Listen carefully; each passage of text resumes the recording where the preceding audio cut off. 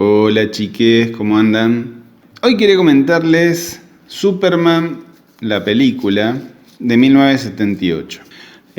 Recientemente pude verla en la plataforma HBO Max y la verdad que me trajo gratos recuerdos. Yo la pude ver de chico en el estreno y era, créanme, que con Star Wars, episodio 4 y Superman, uno tenía una infancia feliz. Feliz, llena de fantasía, de sueños, de un estímulo hacia querer encarnar ese tipo de héroes, o de superhéroes en este caso. Y creo que Star Wars es increíble, ¿no? Es un impacto cultural. Creo que hay un antes y un después de Star Wars Episodio 4. La saga de George Lucas en sí misma lo es, ¿no? En el caso de Superman también, porque hasta ese momento el enfoque que se le daba al superhéroe fuera de lo que era el cómic había tenido un enfoque radial por allá por la década del 30, si no me equivoco, interpretado por el actor Kirk Allen por allá por la década del 40 y principios de los 50, seriales que se veían en el cine principalmente, encarnados por el actor George Reeves en la década del 50, que tiene también la particularidad de haber tenido una difusión en blanco y negro y en color, distintos actores de la época, seriales que eran televisivos, posteriori, ¿no? Y hasta esa instancia, lo otro que acompañaba tal vez era la animación. Dibujos animados que también lo encarnaban y lo desarrollaban el personaje en sus aventuras, adaptados a una época muy cercana al origen de este personaje, que fue creado por Jerry Siegel y Joe Shuster. Y estos creadores fueron, lamentablemente, la historia ha sido ingrata con ellos, porque al tiempo de crearlo lo vendieron y ellos quedaron sin créditos por su creación. No recibieron un peso luego de haberlo vendido. Y desde aquel entonces hasta nuestros días, recién en 1978, previo a esta película, Warner Bros. Le reconoció un crédito dentro de lo que era la película en sí, un crédito de autoría y un pago mensual de, creo que era de $5.000. Nada. Pero bueno, peor hubiera sido quedar en anonimato sin un peso, que de hecho estaban al borde de la pobreza por aquel entonces. Algo les dio la compañía. Pero creo que merecían más. Y esto, digamos que tiene que ver un poco con la historia de sus autores, que fue amarga lamentablemente hasta ese tiempo. Y por allá por 1970 y pico, la familia Salkind, que eran Alexander Salkind y Leah Salkind, padre e hijo, que eran productores, y tuvieron la idea de, bueno, comprar los derechos de esta franquicia, ¿no?, que es Superman, y realizar una película que fuera moderna, cargada de efectos especiales de vanguardia. Ya les digo, antes de Star Wars, que se estrenó un año antes de esta película, la ciencia ficción estaba en una etapa muy primitiva, con grandes obras, pero con una visión mucho más anticuada y con poco que innovar. En ese sentido lo digo. Star Wars es un antes y un después en el enfoque, en la narrativa, en la historia, en efectos especiales, en el impacto sociocultural que tuvo como obra artística. Y a partir de ahí eso da empuje a que otros artistas, otros productores se animaran a llevar al cine. Si Star Wars pudo lograr tanto, te daba valor para tomar la decisión de decir, bueno, vamos a llevar al cine a Superman. Y creo que ahí estos dos pioneros, estos dos visionarios, tuvieron la valentía y cómo tomaron los riesgos de crear una obra que era a todo o nada, porque este tipo de producciones son costosas y si te va mal, te fundís. Y se acabó. Y convocaron a Richard Donner, que por aquel entonces Era un joven cineasta para la dirección.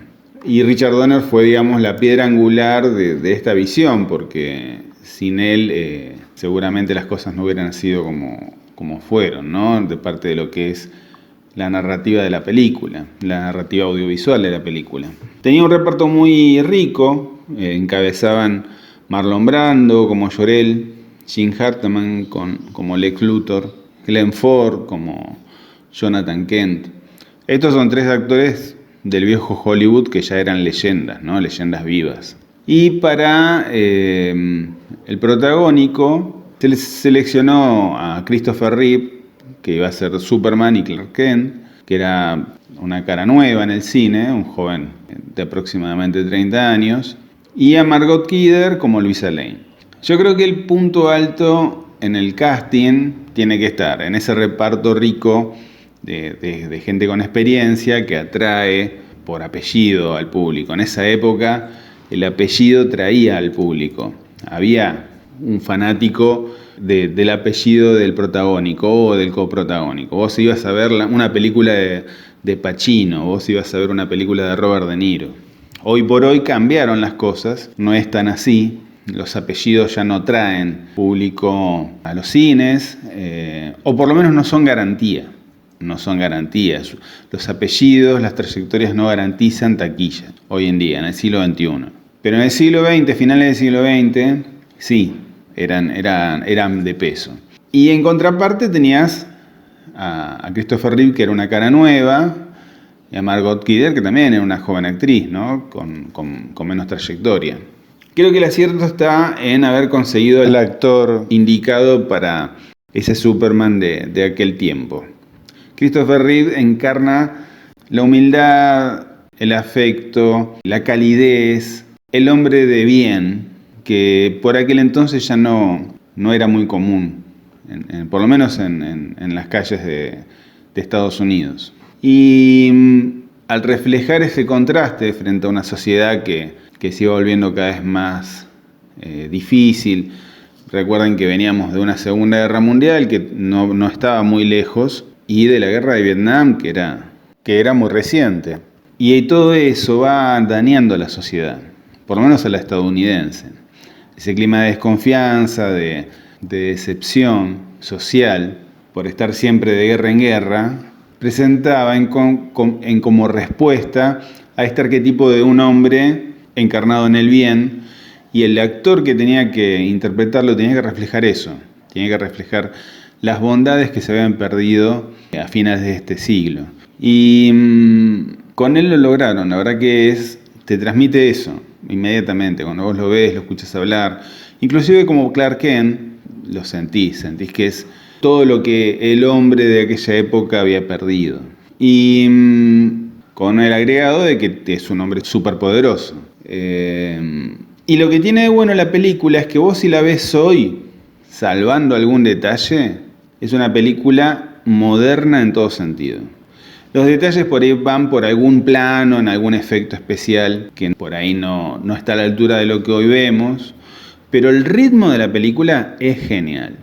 Parece que es una película que cuenta un montón, y cuando te quieres dar cuenta, cuando te fijas la hora, dura 2 horas 32 minutos. Y la verdad que no lo sentís. No parece una película tan larga. Hay versiones que son más extendidas, hay una de 146 minutos y una de 180. La que yo vi es la edición especial, 2 horas 32 minutos. Y la verdad que no sentís que pasa tan rápido el tiempo. Por el ritmo, la edición, la narrativa es muy buena. Creo que Richard Donner tiene la virtud de poder contar todos los puntos altos de la película con su ritmo adecuado. Cuando habla Jor-El, que es el padre de Superman, interpretado por Marlon Brando, el ritmo de la película es lento, es pausado, es medido, es reflexivo, porque tiene que presentar el carácter de Jor-El.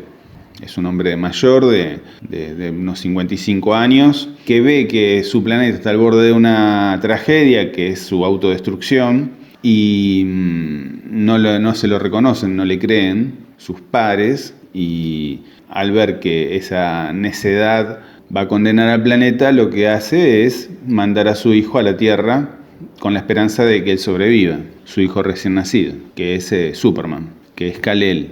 Y cada vez que habla de Marlon Brando, el ritmo es lento, pausado, es reflexivo, es medido, transmite sabiduría en sus palabras, no es un tipo apresurado y impulsivo. Y cuando se presenta el resto de los personajes, el ritmo va cambiando. Por ahí el de Clark Kent, que es la contraparte de Superman. Creo que la mejor definición de Clark Kent es la que da David Carradine en Kill Bill Volumen 2. Clark Kent es una representación de cómo Superman nos ve a los humanos. Es como una caricatura, pero es en base a lo que Superman ve de nosotros, que somos frágiles, torpes, impulsivos. Así nos ve él. Y está muy bien la definición, si bien la película es mucho más rica y mucho más elaborada, yo la simplifico un poco. Y Clark Kent es eso. Por lo menos en esta primera película refleja eso. Está al límite de lo ridículo, pero en ese sentido, de cómo nos ve Superman a nosotros. Y Superman es todo lo contrario, ¿no? Es un hombre íntegro, medido, con valores, los valores necesarios para ser una persona de bien, que está lejos de cometer errores por ser impulsivo o por ser vanidoso, y que se toma el tiempo para evaluar las cosas con inteligencia y que usa su fuerza para hacer el bien, que usa sus poderes para hacer el bien en favor de la humanidad. Y Christopher Reeve reflejaba todo eso, la verdad que lo tenía, y aparte tenía una pinta impecable, 1,90 m, buen físico, buena presencia, ojos azules, una pinta bárbara, y daba bien con los dos papeles, el de Clark Kent y el de Superman. Y Gene Hackman es Lex Luthor. Lex Luthor en esta película encarna la maldad, pero con un tono de humor fino, diría yo. Un tanto, tiene un porcentaje de maldad, en esencia, y un porcentaje de humor fino, que está hecho en contraparte con Ned Beatty, que hace de Otis, que es su ayudante. Son un poco Abbott y Costello en algún punto, y se complementan muy bien. Otis es el payaso, el tipo que tiene poca inteligencia, que está ahí para hacer el patinio de Luthor, y Luthor lo ve como un fiel ayudante, pero con desprecio por su torpeza y su ignorancia. Y la verdad que Lex Luthor está muy bien. Gene Hackman le da, en cada toma, uno siente que hay un actor ahí, un actor consagrado, que le da el tono justo a esas pequeñas partes de humor y a esa maldad y locura que tiene Lex Luthor en esta película, que refleja la ambición por tener el control sobre una porción de tierra que él se va a adjudicar, generando un impacto con un misil atómico que va a dañar la falla de San Andrés, generando un terremoto y haciendo perder una gran parte de la costa oeste de Estados Unidos para que él pueda generar una nueva costa a su nombre con tierras que ha comprado en el desierto. Está muy bien explicado en la película. Lex Luthor es más que eso, que un tipo que ambiciona un poder material, pero acá es bienvenido que sea así de simple. Por ahí con el tiempo uno lo ve un poco limitado en ese sentido. Las ambiciones de Lex Luthor deberían ser más amplias, y sin embargo funciona muy bien para la película, para el tono de la película, para las ambiciones de la película, y está genial, yo creo que sin él no hubiera sido lo mismo. Y Glenn Ford hace de padre de Clark Kent, o sea, Jonathan Kent, y también aparece muy poco, pero está genial, es un actorazo de este viejo Hollywood. Y también acompaña a Margot Kidder, que hace de Luisa Lane, y uno la ve y no hace más que enamorarse por su belleza, por su temple. Luisa Lane es impulsiva, tiene carácter, representa a la mujer finales del siglo XX, que es independiente, que se libera de la opresión masculina de esa época, que realmente era opresiva y tenía todo bajo control el hombre de esa época. Y ella encarna todo lo contrario, ¿no? La mujer independiente, autónoma, que es ambiciosa, que siempre está a la pesca de alguna noticia, que deduce y es suspicaz y tiene todos los condimentos de una gran reportera. Aparte de ser el interés amoroso de Superman. Margot Kidder, la verdad que es bellísima y se luce muy bien en la película. Y la otra componente femenina también destacada es Valerie Perny, que hace de la señorita Tess Marker, que es la pareja de Lex Luthor.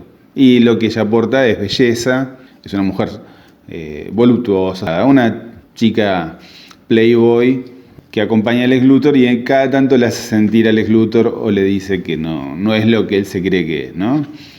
No es tan genial como cree. También acompaña en el alivio cómico, pero lo que destaca de ella es su belleza. Y Marlon Brando, ya dije, ¿no? Era el padre de Superman. Y créame, sin ellos no hubiera sido lo mismo esta película.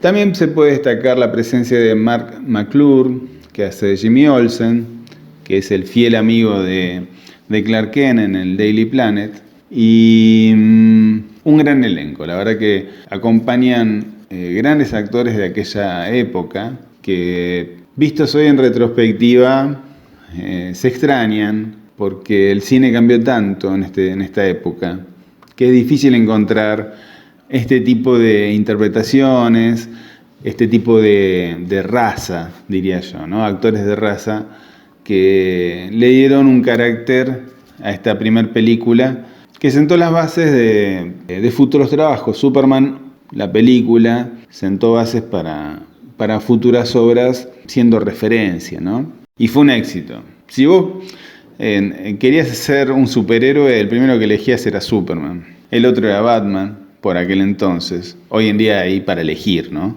De parte del cine me refiero, eligiendo de parte del cine. Por aquel entonces, los demás superhéroes habían aparecido solamente en algún telefilm de baja calidad, o en las historietas, o en dibujos animados. Así que tiene esto de especial esta película, y ya les digo, lo que me llamó la atención es el ritmo con el que fluye toda la trama, y la variante de ritmos que tiene. Todos los ritmos lentos que te hacen entender y comprender quién es Superman, de dónde viene, el origen de sus poderes, la sabiduría del padre que explica y educa a su hijo, ya después de muerto, desde ya, ¿no? Por esta intervención en la fortaleza de la soledad con esta inteligencia artificial que interactúa con él al preguntarle y al enseñarle. Y las escenas de acción son formidables. La verdad que hay tomas que son memorables. Hay un vuelo de Superman que la cámara lo toma a él de frente y el horizonte está al revés, y cuando él gira, el horizonte también gira, pero en forma inversa y se pone todo horizontal, diríamos. Pero cuando gira la cámara es precioso ver, y es algo de vanguardia. Yo nunca había visto ese giro, nunca había visto a Superman volar así, pero con ese giro y esa toma es formidable. Y las tomas donde Superman tiene que volar en la mayoría son increíbles, inclusive los despegues y los aterrizajes, que o son mecánicos en algunos casos o son sobre pantalla azul. Hay muy pocas tomas que hoy en día por ahí uno podría verlas como anticuadas. En mi caso no las veo, tiene ese punto alto. Por ahí un chico o un joven que viene de otro bagaje ya cinematográfico y con otra riqueza de presencia cinematográfica de superhéroes, la juzgue como una película vieja. Eso se entiende. Pero créanme que es una película que si uno la ve hoy la va a disfrutar de punta a punta. Y está hecha con mucho amor, siento eso. Está hecha con mucho respeto y amor sobre el personaje. Creo que todos en esa primera película pusieron lo mejor de sí y lograron una obra maestra de la historia del cine y de la historia de los superhéroes.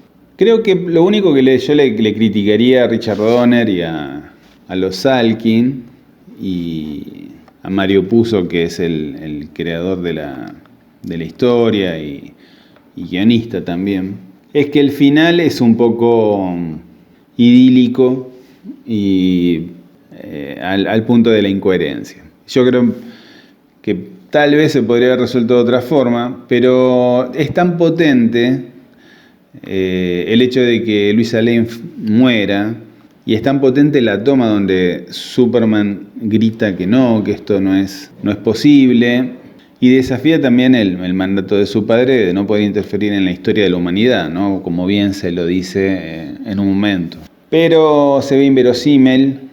Yo creo que en esa época también me acuerdo haber estado en el cine con mi familia y que la escena donde Superman gira el planeta hacia atrás, hace volver el tiempo a unas horas antes y después vuelve a ponerlo en play, digamos, girando a la forma inversa, generaba en el cine cierta risa y asombro con un toque de incredulidad, como diciendo, bueno, pará, si tenés ese superpoder, ¿por qué no volvés a antes de la Primera Guerra Mundial y solucionamos todos los problemas que hay por lo menos en esta parte de la historia?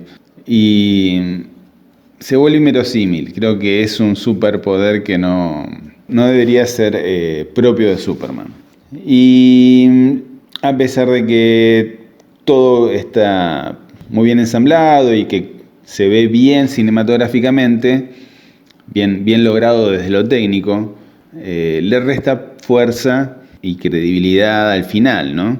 Es un final tipo Disney, diría yo, donde todo se resuelve casi por arte de magia y no hay que dar explicaciones por ello. Pero es muy potente la escena inmediatamente anterior, donde Superman grita de bronca y de odio por haber perdido a Lisa Lane. No puede estar en dos lados al mismo tiempo y todo eso está en juego en esta última toma, ¿no? Pero bueno, yo creo que en un cómic hubiera funcionado, pero en el cine creo que no. Se le dejaría como el punto flojito de la película, pero a pesar de todo sigue siendo una obra maestra. No sé cómo lo hubiera resuelto yo, si soy sincero. Yo creo que se rompieron la cabeza y en algún momento dijeron, mira, déjalo así porque no hay otra forma. O matás a Luisa Lane o no la matás. Es así de simple. Y creo que si no hubiera muerto Luisa Lane también hubiera sido menos potente el final. Hubiera sido un final muy, muy suave. Me quedo con la decisión de Richard Donner y de los productores y de Mario Puzo de que el tiempo vuelva hacia atrás. La otra cosa que tiene es muy buena es cómo se ve. Es impecable la imagen. Hay exteriores que son formidables en el desierto y Superman se adapta muy bien a todos los encuadres, ya sea de día, de noche, cuando vuela, cuando no está volando. Está muy bien. Christopher Reeve tiene una presencia impecable en esta película y siento que quedó grabada en el corazón de todos los que la pudimos ver en el estreno, en el cine, en una época donde, ya les digo, los superhéroes no abundaban en pantalla grande y Star Wars en su primera película, que fue Episodio 4, puso la vara muy alta y demostró que se podía hacer cine de alta gama con la ciencia ficción. Este fue el empuje que tuvo esta gente para poder llevar esta obra al cine. Y sobre todo no puedo dejar de mencionar la música del gran John Williams. John Williams había hecho hasta ese momento, de forma destacada, la música de Tiburón, la película de Spielberg, que también fue un gran éxito, una piedra angular del cine de finales de los 70, y marcó una carrera brillante, ¿no?, para este director. Hizo la música de Star Wars y hizo la música de Superman, las tres una atrás de la otra. Ni hablar del resto que tiene, es innumerable la cantidad de éxitos y de grandes películas que él coronó con su gran obra. Y en Superman creo que el otro punto alto que tiene es la música que forma parte de los momentos de acción, de los momentos cúlmines, de los momentos románticos, de los momentos memorables de cada cuadro de esta película. Sin su aporte no hubiera sido lo mismo Superman. Superman The Movie es una obra maestra. Creo que en vísperas del estreno de Superman de James Gunn, es lindo repasarla y tenerla presente. Porque siempre que se renueva la franquicia con un nuevo actor, con un nuevo elenco, con un nuevo director, esta es como la piedra angular de todas las demás. Y verla antes de este nuevo estreno que viene pronto es como una tradición para mí. Creo que te hace valorarla más porque a pesar del tiempo sigue siendo una obra maestra que nos llegó a todos al corazón. Así que se las recomiendo mucho, véanla y cuéntenme qué opinan, si la pudieron ver en el cine, si la pudieron ver en la tele y compartan lo que les pareció. Suscriban, denle like si les gustó y nos estamos viendo en el próximo video. Abrazo.